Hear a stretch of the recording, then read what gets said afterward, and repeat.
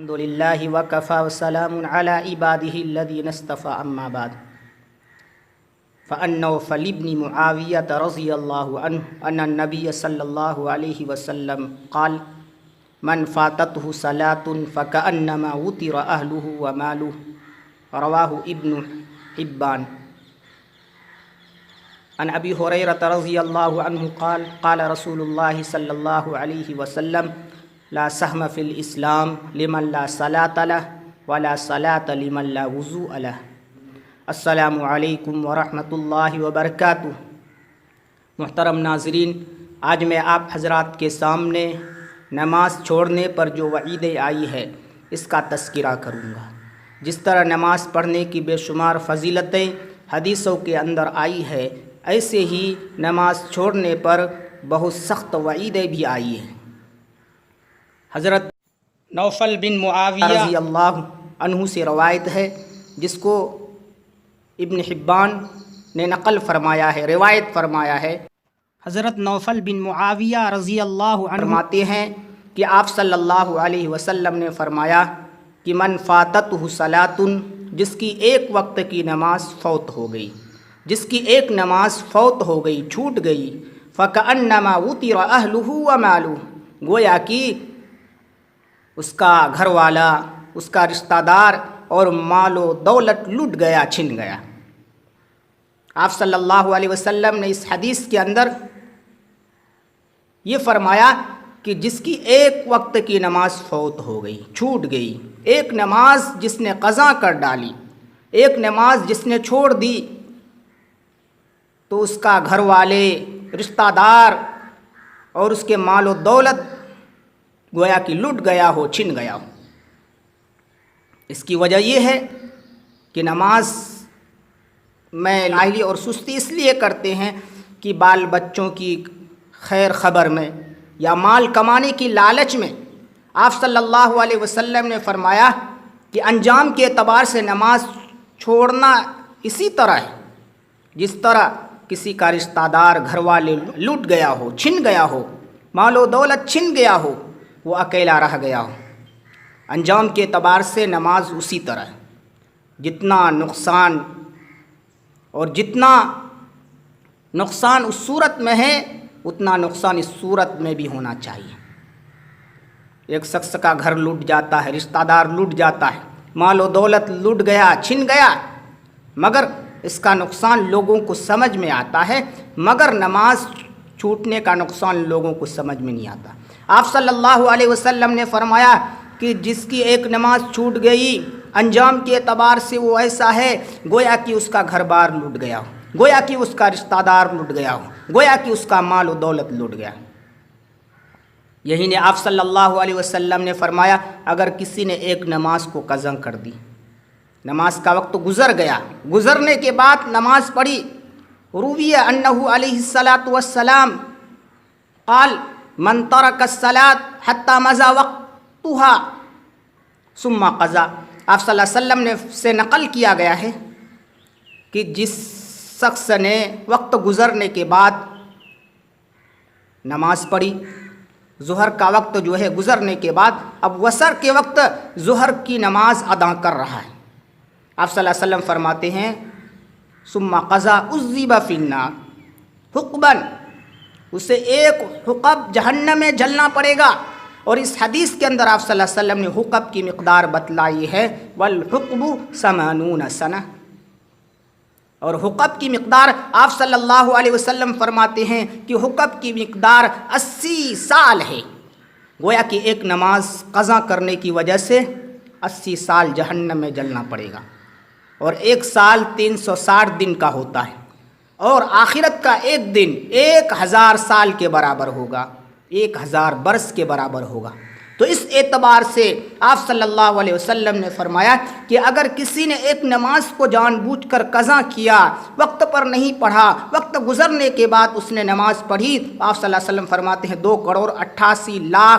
برس اسے جہنم میں جلنا پڑے گا۔ تو آپ صلی اللہ علیہ وسلم نے یہ وعید بیان فرمائی ہے ایک وقت اگر کوئی قضا کرے۔ اور آپ صلی اللہ علیہ وسلم نے یہ بھی فرمایا لا سہم فی الاسلام، حضرت ابو ہریرہ رضی اللہ عنہ کی روایت ہے آپ صلی اللہ علیہ وسلم نے فرمایا لا سہم فی الاسلام لمن لا صلاۃ لہ، اس شخص کا اسلام میں کوئی حصہ نہیں جس کی کوئی نماز نہیں، جو نماز نہیں پڑھتا، نمازوں کا اہتمام نہیں کرتا، وہ مسلمان نہیں، اسلام میں سے اس کا کوئی حصہ نہیں۔ ولا صلاۃ لمن لا وضوء لہ، اور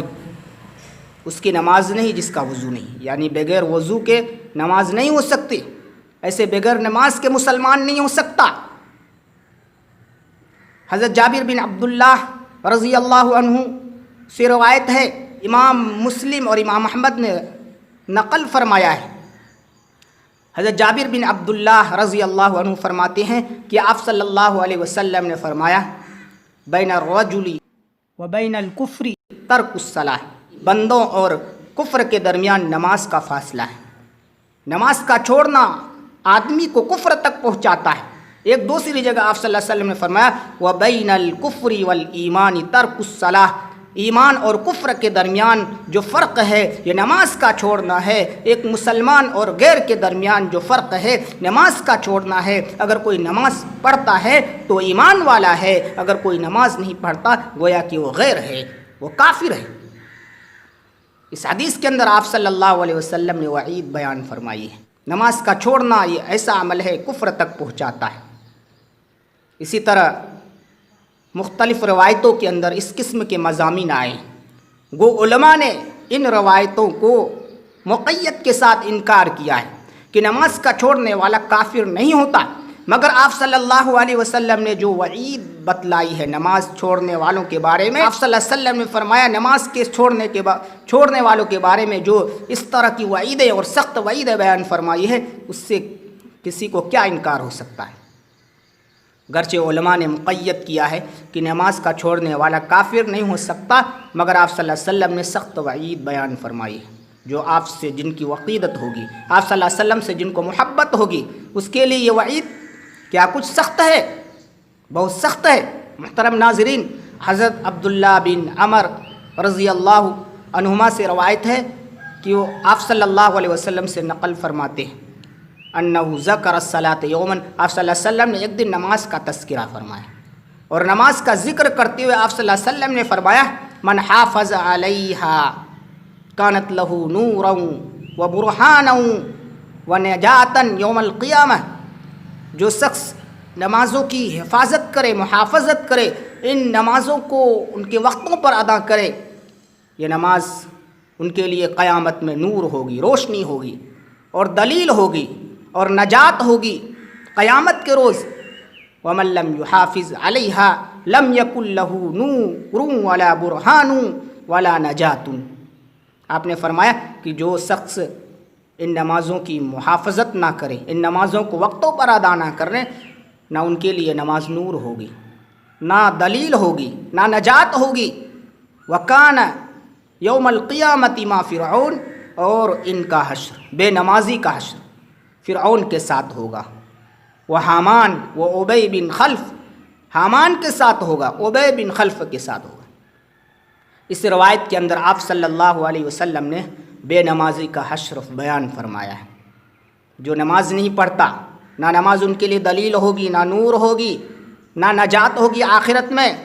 اور ان کا حشر فرعون کے ساتھ ہوگا۔ انہی وجوہ سے